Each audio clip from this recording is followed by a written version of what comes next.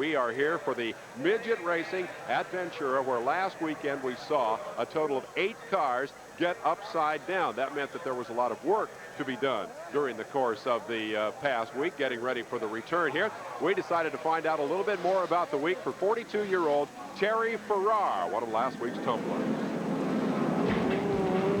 Have another look at one of the wildest flips from last Saturday night. The brown car is Terry Farrar up over the rear wheel of Jimmy Sills and then bouncing off the backstretch wall and coming to rest on his wheels. Fast forward to midweek, Ojai, California. That's where Terry Farrar lives. That's where he maintains his race shop. And that's where this week and midweek there was a thrash underway to get that car prepared to come back here tonight for the second round of Saturday Night Thunder racing. A lot of bent pieces on that race car, and Farrar himself, driver turned mechanic, told us all the repairs they had to make, what all was bent on that machine. Most everything that bolts onto the car was either ripped off or damaged. So we're talking front axle, side nerf bars, rear bumper, radius rods, that type of thing. Most everything that's bolt on. As Terry went tumbling and the parts went flying, the concern was not for the mechanical things, but for the man.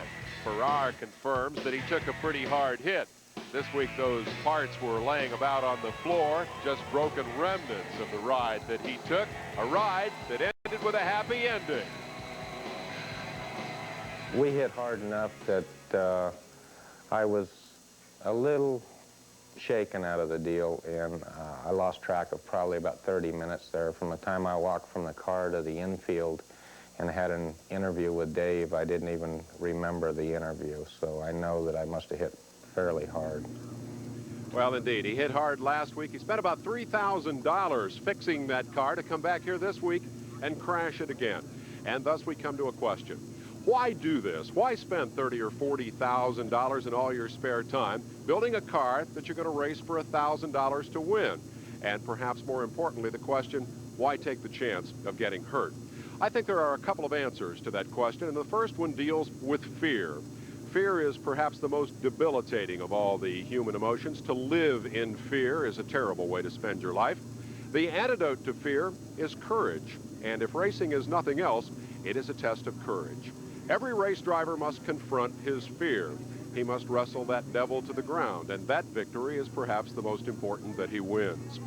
Keep in mind, too, that a midget driver gets a lot of reinforcement out there every week. A couple of times a lap, in fact. The thrill of flicking that car sideways, stomping back on that throttle, broad sliding through the corner, and slinging a rooster tail of dirt all the way over the outside fence. Hey, it's dramatic, it's exciting, it's fun, and I think that's the bottom line. Racing is fun.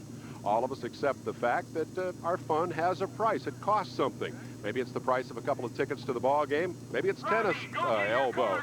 Or perhaps in this case, it is the matter of the bumps and the bruises that you get when you crash a race car. But the bottom line is racing and all other forms of fun have their price. These drivers have simply made a choice. The risk is worth it. The fun is worth the price. And I have no problem with that decision. We'll be back with more right after this from Ventura.